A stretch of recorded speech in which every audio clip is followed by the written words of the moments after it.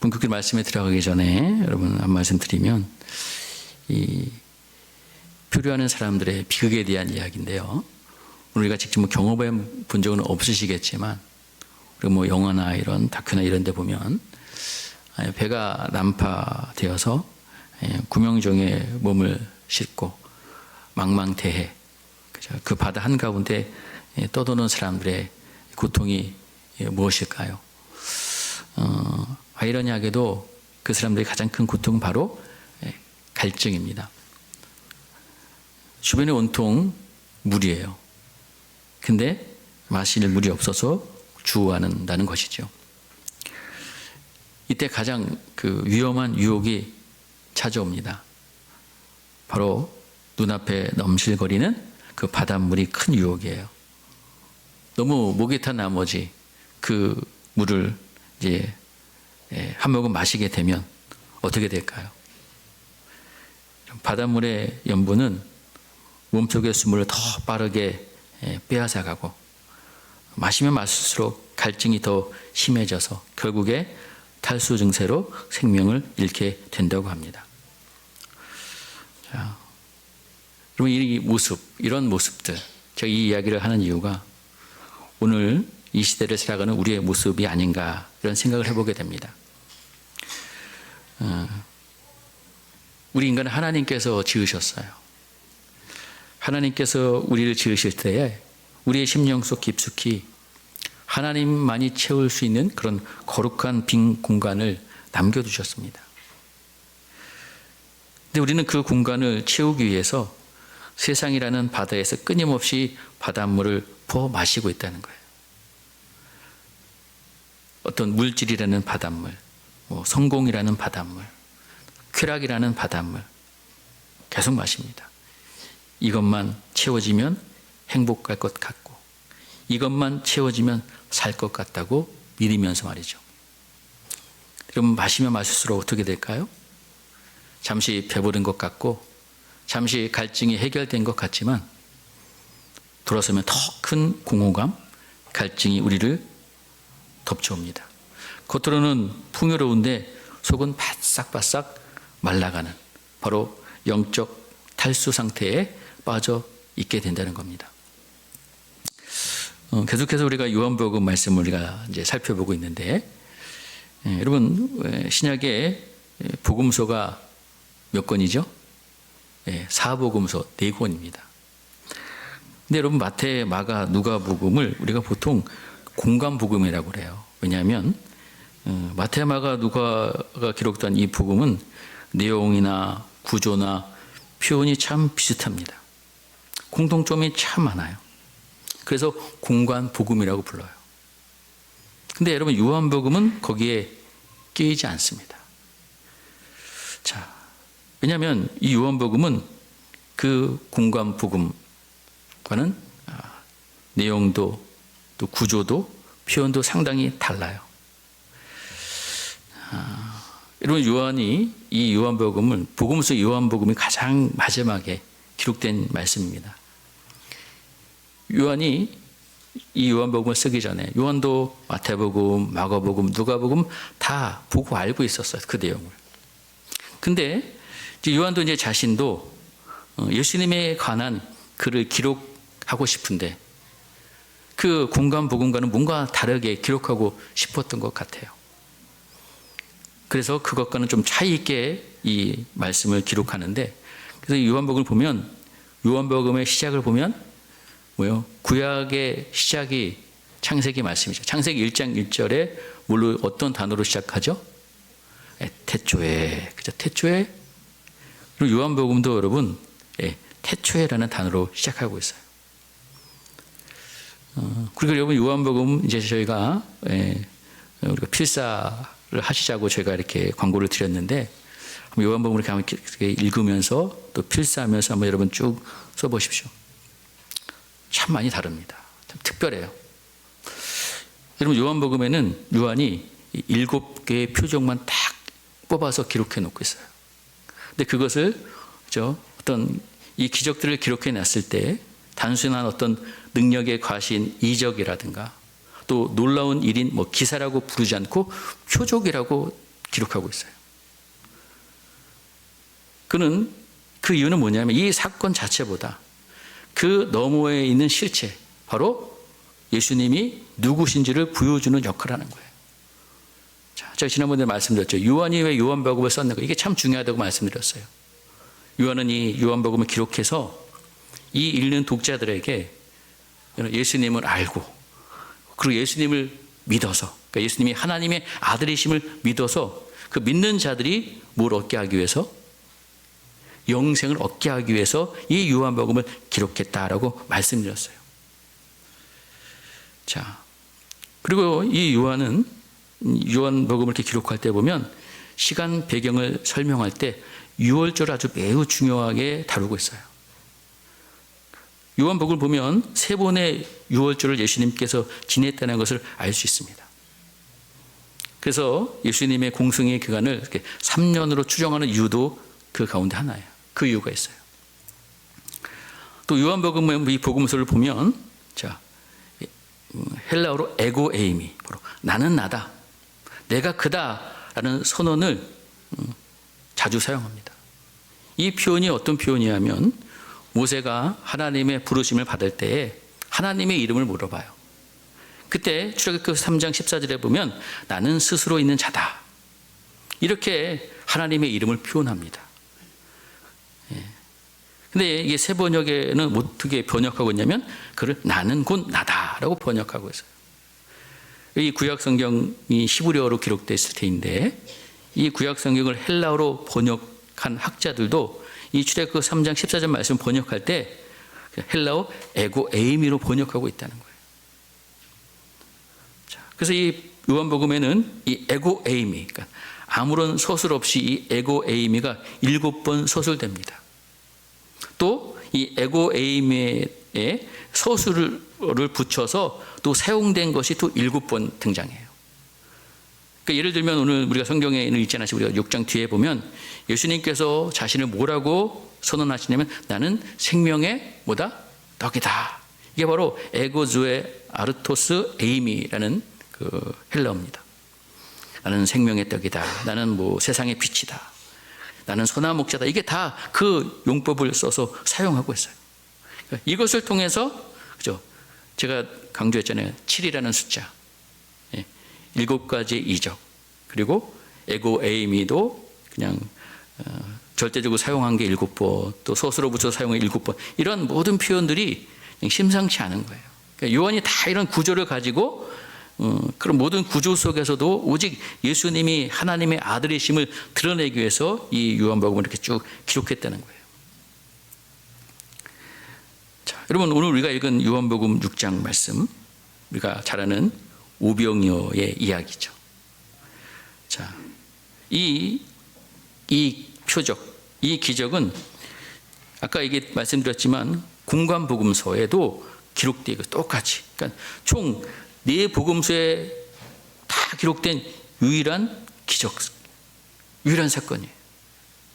유일한 기적이죠. 그럼 요한이 지금 마태와 마가 누가에도 이 기록된 이 사건을 왜 요한복음에도 기록했을까? 그만큼 이 사건이 너무나도 뭐했을까요?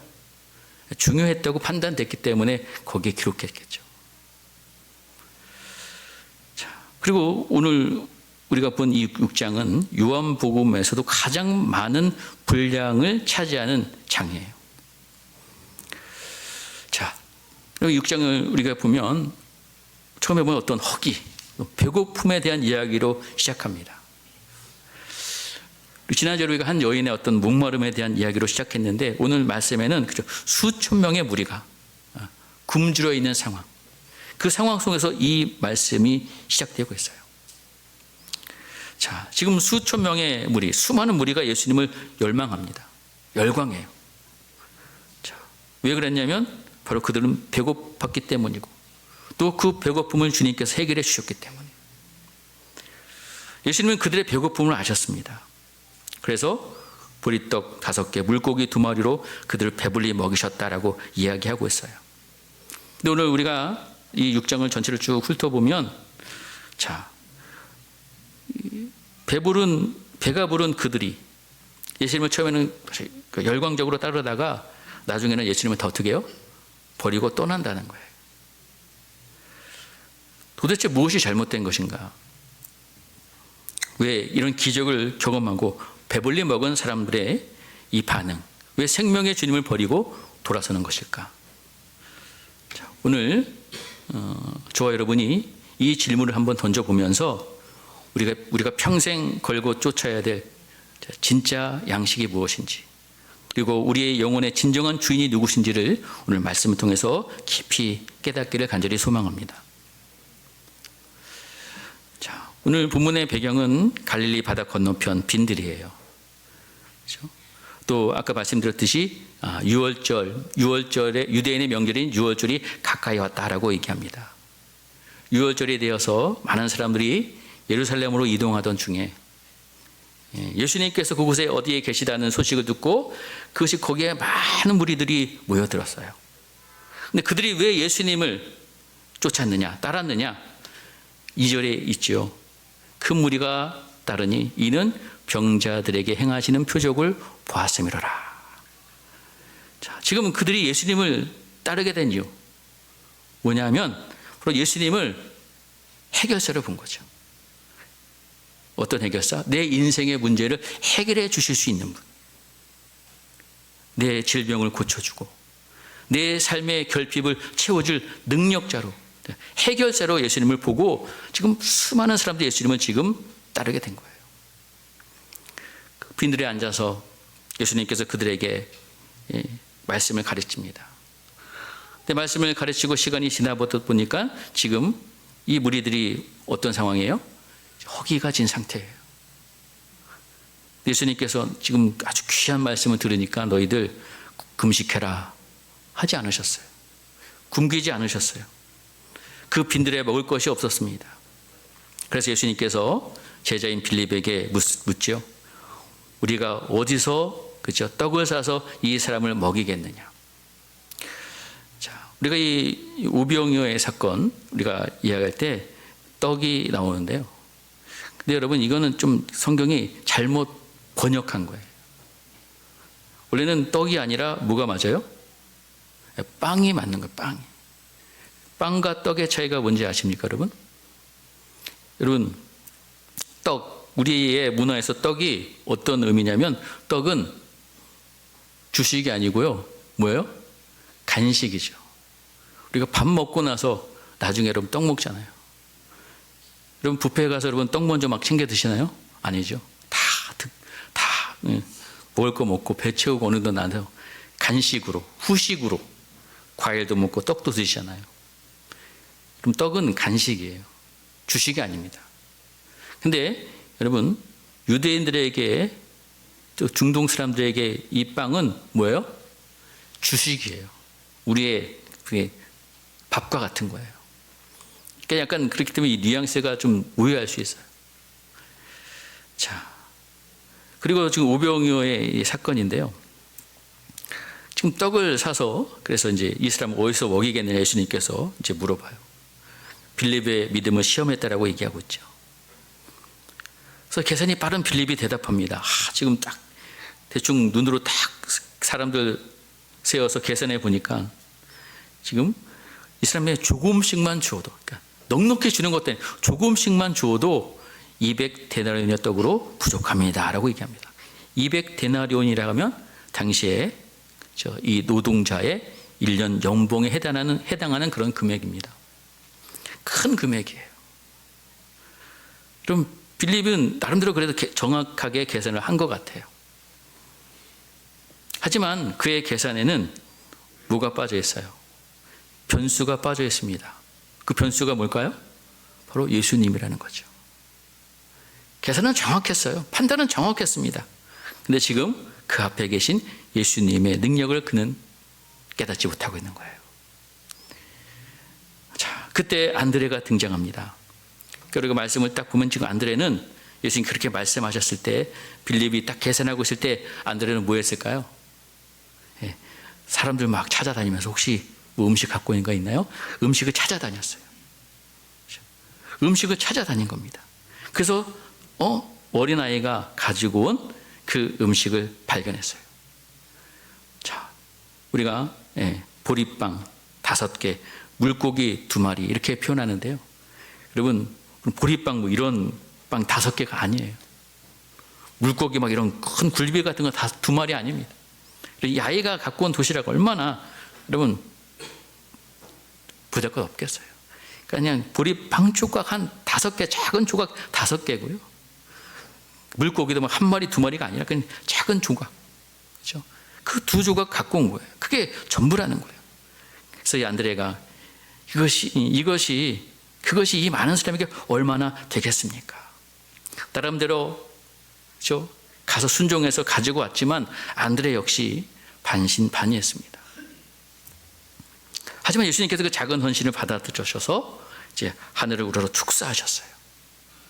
그리고 자, 이제 그것을 사람들 이제 앉혀놓고 나서 떼어주죠. 여러분, 떼어줄 때 어떻게 떼어줬다고 성경에 얘기하고 있냐면 11절의 후반절에 보면은요, 뭐라고 얘기해요? 그렇게 그들의 원하는 대로 주시니라 라고 11절에 말씀합니다. 원하는 대로 주셨다. 지금 조금밖에 안 되니까요, 다 한 조각씩만 받으세요 한 게 아니에요. 저 한 조각만 주세요. 저 3조각 주세요. 원하는 대로 주셨다는 거예요. 그리고 얼마나 남았어요? 잘하듯이 12강주리, 12바구니에 가득 찼다. 자, 여러분, 우리가 이 말씀을 통해서 우리는 보통 이 작은 헌신, 이 하나님께 순종하면 그 작은 헌신으로도 하나님 놀라운 우리에게 역사를, 은혜를 베푸십니다. 우리 그렇게 그것을 우리가 많이 강조하죠. 물론 그 말씀도 충분히 일리 있는 말씀이고 은혜로운 말씀입니다. 근데 더 중요한 건 예수님께서 왜 이 이적을 행하셨는가? 단순하게 그들의 배고픔을 채우기 위해서 이 이적을 행하셨는가? 그게 아니라는 거죠. 자, 여러분, 떡이 계속 나옵니다. 줄어들지 않습니다. 5,000명, 그렇죠? 남자만 5,000명이에요. 만약에 거기에 아내가 있고 자식이 있다면 여러분, 인원은 더 많이 불어납니다. 이 많은 무리들이 먹는 그 장면을 한번 우리가 상상해 본다면 아주 장관이에요, 장관. 근데 여러분, 그 자리에 있던 무리들의 반응이 어떻겠습니까? 야, 이거 대박이죠, 대박. 뭐 신받다예요, 신받다. 자, 우리가 드디어 만났다. 우리가 드디어 찾았다. 우리를 배부르게 해줄 왕. 로마의 지금 억압 가운데 있었어요. 로마의 압제에서 우리를 해방시키고 우리에게 경제적인 풍요를 가져다줄 진짜 메시아가 나타났다. 여러분, 이런 인물이 오늘 요즘 시대에도 등장하면 정말 많은 사람이 어떻게 하든 대통령으로 세우겠죠. 오늘 많은 백성들이 가장 관심 있는 게 뭘까요? 경제 아니에요, 경제. 경제를 일으키는 대통령. 그게 가장 많은 사람들의 관심 아닙니까요? 나를 부유롭게 해줄 사람. 자, 이제 그들의 열광에서 예수님이 그래서 억지로 붙들어서 임금을 삼으려 했다라고 오늘 우리가 읽은 말씀 가운데 있어요. 근데 예수님의 반응이 참 냉담합니다. 예수님 오히려 그들을 피해서 홀로 산으로 떠나셨어요. 왜 그렇습니까? 자, 예수님은 그들의 배고픔을 보셨어요. 그리고 그들의 배고픔을 채워주기 위해서 떡을 주신 것이고, 또 그 떡을 주신 또 다른 의미가, 큰 의미가 있는 거예요. 근데 그것을 경험한, 이 기적을 경험한 이 무리들은 지금 뭐예요? 예수님이 주신 그 떡, 그것에만 관심이 있어요.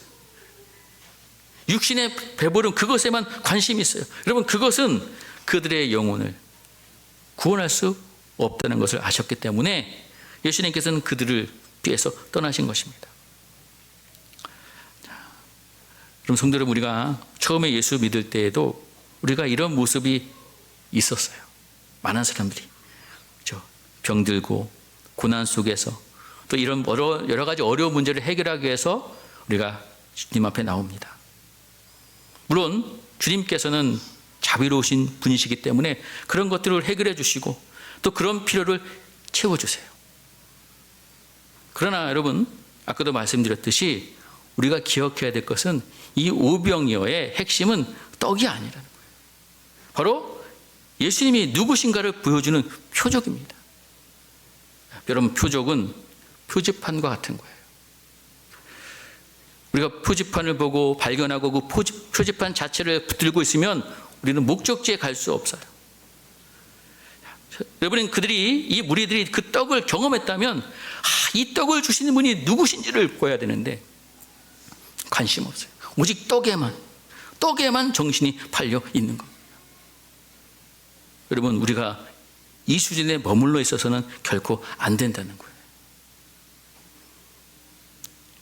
오병이어 사건 직후에 제자들이 배를 타고 갈릴리를 건너가서 가다가 큰 풍랑을 만나게 됩니다. 그때 어두운 밤에 거센 바람과 파도 속에서 이 제자들이 막 죽음의 공포를 느끼고 있을 때 예수님께서 때마침 무리를 걸어오세요. 제자들은 처음엔 두려웠죠. 유령인가? 두려워합니다. 근데 예수님께서 결정적인 말씀을 하고 계세요. 6장 20절 말씀을 보면은 뭐라고 말씀하시나? 함께 읽을까요? 시작. 이르시되 내니 두려워하지 말라 하신대. 자, 여기서 내니 아까 말씀드린 대로 이게 에고 에이미. 그냥 쓰는 말이 아닙니다. 이것은 곧 지금 예수님께서 누구시다? 하나님이시라는 선포하는 말씀이에요. 지금 제자들에게 선포하시는 겁니다. 내니 바로 에고 에이미. 내가 하나님이다. 자, 여러분, 왜 이 바다 위를 걸어오신 이 예수님 이 사건을 오병이어 사건, 기적과 또 뒤에 생명의 떡에 관한 이야기를 하실 때 그 사이에 딱 이것을 요한이 이렇게 딱 이렇게 삽입해서 놓았을까? 그것은 여러분, 예수님은 단순한 빵 문제를 해결해 주시기 위해서 오신 분이 아니라, 경제적인 어떤 문제를 해결해 주시기 위해서 오신 분이 아니라 온 우주의 통치자시고 우리의 영혼의 구원자시라는 것을 확증하기 위해서 지금 이 말씀을 기록해 놓은 것이에요. 떡 먹고 배부른 무리들, 육신의 그 만족만을 구했지만 지금 풍랑 속에서 예수를 만난 제자들은 그분이 누구신지를 직접 목격하게 된 것입니다. 여러분, 때로는 우리의 삶에 하나님께서 풍랑을 허락하실 때가 있어요. 오병이어의 이런 기적처럼 배부른 순간보다도 오히려 죽을 것 같은 이 풍랑 속에서 우리는 예수님이 누구신지 더 깊이 깨닫게 됩니다. 떡이 없을 때는 주님을 원망하지만 파도가 몰아칠 때 우리는 주님의 이름을 부르게 된다는 거예요. 그때 주님께서 오셔서 걱정하지 마라, 두려워하지 마라, 내가 여기 있다, 내가 곧 하나님이라. 여러분, 이 음성을 듣는 저와 여러분 되시기를 간절히 소망합니다. 여러분, 다음날 배불렀던 이 무리들이 다시 예수님을 찾아서 막 가버나움까지 막 쫓아옵니다. 얼마나 큰 열정인지 모르겠어요. 하지만 예수님께서 그들의 속마음을 다 깨뜨려 보시면서 아주 직격탄을 날리시죠. 그리고 요한복음 6장 26절, 27절 말씀인데요. 그러면 같이 한번 읽어보겠습니다. 시작. 예수께서 대답하여 이르시되 내가 진실로 진실로 너에게 이르노니 너희가 나를 찾은 것은 표적을 본 까닭이 아니요 떡을 먹고 배부른 까닭이로다. 썩을 양식을 위하여 일하지 말고 영생하도록 있는 양식을 위하여 하라. 이 양식은 인자가 너에게 주리니 인자는 아버지 하나님께서 인치신 자신이라. 아멘. 여러분, 여기에 우리 신앙에 아주 핵심적인 질문이 있습니다. 우리가 무엇을 위해서 일하고 있는가? 무엇을 위해서 그토록 치열하게 살고 있는가? 이 질문이에요. 여러분, 예수님께서 오늘 말씀 보면은 양식을 두 종류로 지금 구분하고 계시죠? 하나는 뭐예요? 썩을 양식이죠. 하나는 영생하도록 있는 양식입니다. 여러분, 썩을 양식이 무엇일까요? 여러분, 썩은 양식이라고 해서 먹으면 안 된다는 양식을 얘기하는 건 결코 아니에요. 여기서 썩을 양식은 뭐냐면 먹어도 다시 배고픈 것들이죠. 자, 그러면 여러분, 우리가 살면서 어떤 물질도 필요하고 어떤 명예도 필요하고 성공도 있으면 좋고 건강도 필요하죠. 물론 다 필요합니다. 주님이 그것을 부정하는 말씀이 아니에요. 근데 여러분, 그 모든 것들은 결국에는 어떻게 된다는 거 다 사라진다는 거예요. 영원하지 않다는 거예요. 여러분, 여러분의 소유가 영원히 함께 하나요? 건강도 여러분 영원히 그냥 죽지 않고 영원히 살 수 있어요? 그 건강 가지고? 아니잖아요. 다 썩는다는 겁니다. 그것이 우리의 영혼의 갈증을 영원히 해소해 주지 못한다는 거예요. 자, 우리가 묻지요. 28절에 보면 그럼 우리가 어떻게 하여야 하나님의 일을 하오리까? 그들은 계속해서 어떤 행위를 생각합니다. 무엇을 바쳐야지, 어떤 율법을 지켜야지 영생의 양식을 얻을 수 있다고 지금 생각하고 묻고 있는 거예요. 이때 예수님께서 아주 명쾌하게 대답하십니다. 요한복음 6장 29절 말씀이에요. 같이 한번 읽을까요? 시작. 예수께서 대답하여 이르시되 하나님께서 보내신 이를 믿는 것이 하나님의 일이니라. 여러분, 참 놀라운 말씀입니다. 여러분, 하나님의 일은 우리가 대단한 업적을 남기는 것이 아니에요. 우리가 여러분 엄청난 헌금을 한다고 해서 그것이 하나님께서 얼마나 그게 하나님께 필요한 일일까요? 여러분, 우리가 인간이 아무리 뛰어난 위대한 업적을 남겨도 그건 다 하나님이 다 하실 수 있는 일이에요. 하나님께서 오늘 말씀하십니다. 하나님의 일, 하나님께서 우리에게 원하시는 일은 다른 게 아니에요. 우리가 예수 그리스도를 온전히 믿는 거야, 믿는 거. 그분을 나의 구주로, 나의 생명으로 영접하는 것이 최고의 선행이고 최고의 사역입니다. 지난번에 말씀드렸잖아요. 선한 일을 하는 사람은 선을 쌓아서 선을 행하는 사람들은 생명의 부활로. 여러분, 선한 일이 뭐예요? 선한 일이 뭘까요, 여러분? 착하게 사는 게 선한 일일까요? 남을 도와주는 게 선한 일일까요? 아닙니다. 주님이 보시기에 선한 일은 뭐예요? 예수 믿는 거예요. 예수 믿는 게 선한 일이라는 거예요. 여러분, 우리가 많은 사람이 이렇게 생각합니다. 우리가 어떻게 천국 가죠? 착하게 살면 천국 간다고 얘기하잖아요. 착한 사람들이 천국 가는 거예요. 그러면 여러분, 그 착함의 기준이 어디 있어요? 착함, 선함. 그렇죠? 그러면 우리가 착한 사람이 천국 가려면 그 착함의 기준은 있어요. 예수님처럼 착해야 돼요. 그럼 그 착함의 기준에 맞는 사람이 있어요, 없어요? 있어요, 없어요? 없어요. 그럼 어떻게 가요? 자, 여기 비밀이 있는 거예요. 그럼 우리가 예수를 믿으면 그 예수님의 선함이 우리의 선함으로 인정되는 거예요. 우리가 불의하잖아요. 죄인이잖아요. 우리가 예수를 믿으면 그 예수님의 의가 우리에게 전가돼서 하나님께 우리를 의롭게 여겨주시는 거예요. 그래서 우리가 믿음으로 이루어지고 믿음으로 착해지고 그것을 하나님께서 인정해 주시기 때문에 우리가 믿는 것이 하나님의 최고 선한 일이라는 것. 그럼 우리들은 오늘 우리의 말씀을 보면 포기하지 않고 또 증거를 주고, 우리 조상들은 광야에서 만나를 먹었어요. 당신 우리에게 뭐 보여줄 거예요? 여전히 만나라는 눈에 보이는 물질에 매여 있어요. 그때 예수님께서 선언하시죠. 자, 6장 35절 말씀인데요. 같이 읽을게요. 시작. 예수께서 이르시되 나는 생명의 떡이니 내게 오는 자는 결코 줄이지 아니할 터이요 나를 믿는 자는 영원히 목마르지 아니하리라. 아멘. 그럼 예수님 자신이 지금 내가 떡이다, 빵이다, 양식이다 말씀하고 계세요. 모세가 너에게 준 만나 너희들 먹고 어떻게 했어? 다 죽었잖아. 하늘에서 내려오신 이 산떡, 생명의 양식, 예수님을 먹는 자는 바로 영원히 살 것이다 라고 말씀하고 있는 겁니다. 여러분, 영생은 또 이 구원은 우리가 노력해서 사는 떡이 아니에요. 하나님께서 당신의 아들을 십자가에서 내어주심으로 인해서 우리에게 거저주시는 선물입니다. 그냥 주신 거 받아 먹으면 돼요. 믿음으로 받아 먹으면 돼요. 자꾸 뭐 돈을 내밀어서 살려고 하고 어떤 노력으로 얻으려고 하고 대가를 치르려고 하는데요. 아닙니다.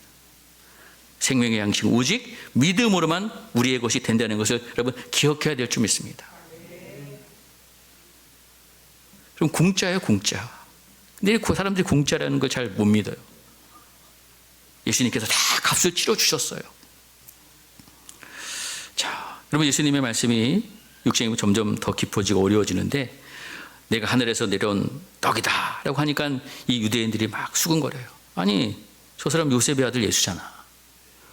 우리가 그 부모를 아는데, 제가 어떻게 어려서부터 자랐는지 우리가 봤는데 어떻게 하늘에서 내려왔다고 그래. 어떻게 저렇게 뻥을 쳐. 그래서 지금 육신의 눈으로만 지금 예수님 보고 있는 거예요.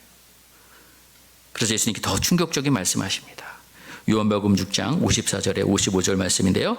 또 한번 읽을까요? 시작. 내 살을 먹고 내 피를 마시는 자는 영생을 가졌고 마지막 날에 내가 그를 다시 살리리니 내 살은 참된 양식이요 내 피는 참된 음료로다. 그렇습니다. 이 얘기를 듣고 이 유대인들의 충격을 받는 거예요. 저 예수가 아주 신성모독적인 발언을 하고 또 말이 아주 혐오스러운 말을 하고 있다는 거죠. 왜? 내 살을 먹으라고? 사람의 살을 먹으라고? 피를 마시라고? 야, 율법을 어기라는 말이죠. 그들이 단순하게 생각한 거예요. 근데 그게 아니잖아요. 예수님은 지금 예수님과의 연합을 의미합니다. 우리가 음식을 먹으면 그 음식이 내 몸의 일부가 되어서 나를 살게 하는 것처럼 예수님의 이 대속적인 죽음, 십자가의 사건을 내 사건으로 받아들이고 우리가 주님과 인격적으로 하나 되는 것을 이야기하고 있는 거예요. 지금 예수님이 십자가를 바라보면서 그 십자가에서 찍히실 살, 흘리실 피 미리 보여주고 말씀하고 계시는 거예요.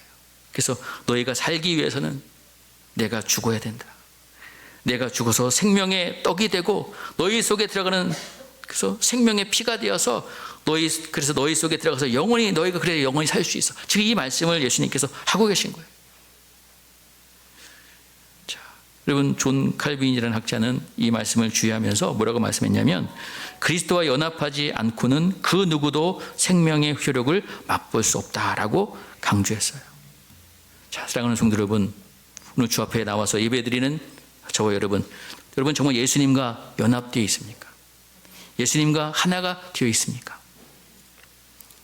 우리가 주일 이 1시간 여러분 교회에 나와서 앉아 있는 것으로 나 주님과 연합했어, 하나 됐어, 그리고 이것으로 만족해서는 안 됩니다.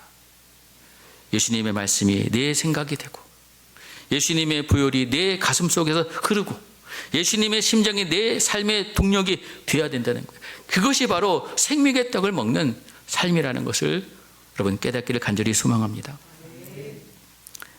이제 설교가 결론으로 나가는데요.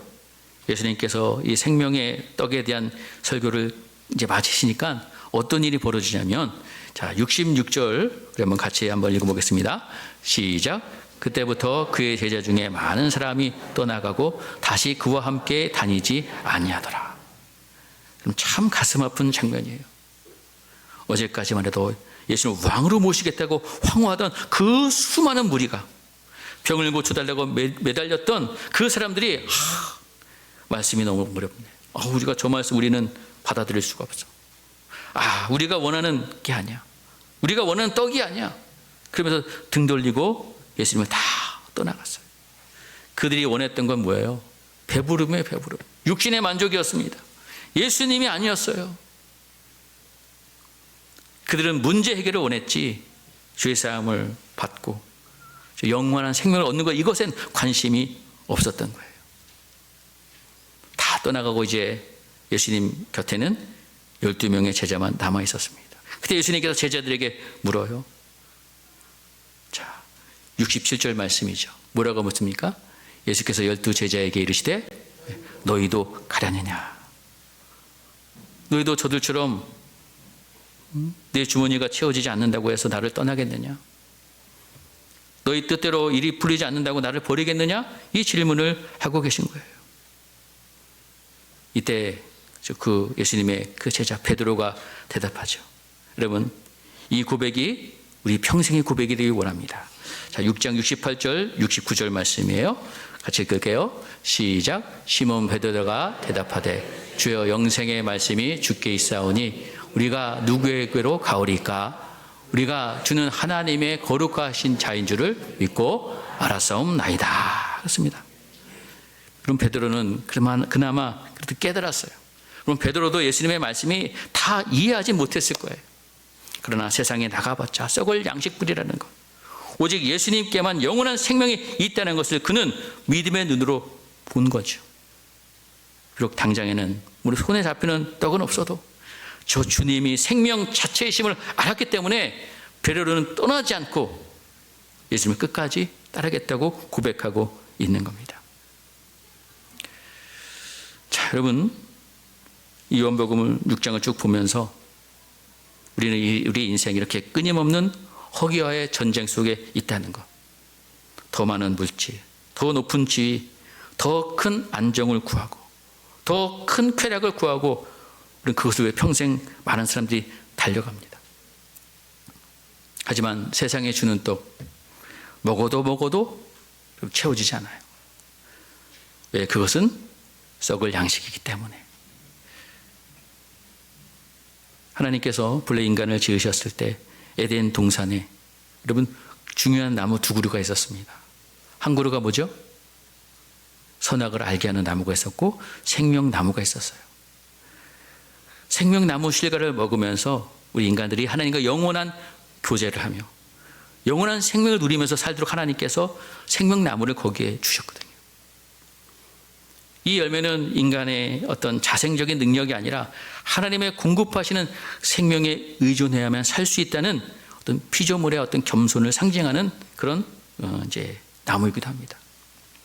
근데 여러분, 창세기 3장 24절에 보면은 우리 한번 같이 읽어볼까요? 시작. 이같이 하나님이 그 사람을 쫓아내시고 에덴 동산 동쪽에 그룹들과 두루두른 불칼을 두어 생명나무의 길을 지키게 하시니라. 아담과 하와가 선악과를 따먹는 바람에 이 생명나무로 가는 길이 차단되었어요. 그렇죠? 옛날 성경에 보면은요, 천사들이 화염검을 들고 생명나무를 지키고 있다라고 얘기하고 있습니다. 그럼 이때부터 우리 인류에게는 근원적인 영적인 허기, 또 죽음이 찾아온 거예요. 우리가 세상의 떡을 아무리 먹어도 만족 못하는 이유, 바로 이 생명나무의 실과를 어떻게 해요? 잃어버렸기 때문에 그런 겁니다. 근데 오늘 예수님께서 이 6장을 통해서 예수님께서 지금 오셔서 자신을 생명의 떡이라고, 생명의 빵이라고 말씀하신 것은 바로 너희가 잃어버렸던 그 생명나무로 가는 길이 바로 나고, 또 예수님 그 자체가 그 생명나무 열매라는 것을 선언하고 계신 것이에요. 우리가 생명의 빵을 먹는다는 것은 바로 아담이 잃어버렸던 그 에덴 동산의 그 생명의 열매를 예수 그리스도를 통해서 다시 되찾게 되는 놀라운 사건이라는 겁니다. 창세기의 생명나무 그 열매를 먹어야지 살았던 것처럼 요한복음 6장에 예수님은, 그죠? 예수님은 내 살과 피를 먹고 마셔야 된다고 말씀하고 계세요. 지식적으로 아는 것이 아닙니다. 여러분, 그것을 내 생명 안으로 받아들이는 인격적인 연합을 의미하고 있다는 거예요. 자, 요한계시록 22장에 또 이 생명나무가 등장해요. 자, 우리 한번 요한계시록 22장 2절 말씀 읽어볼게요. 시작. 길 가운데로 흐르더라. 강 좌우에 생명나무가 있어 12가지 열매를 맺되 달마다 그 열매를 맺고 그 나무 잎사귀들은 만국을 치료하기 위해 있더라.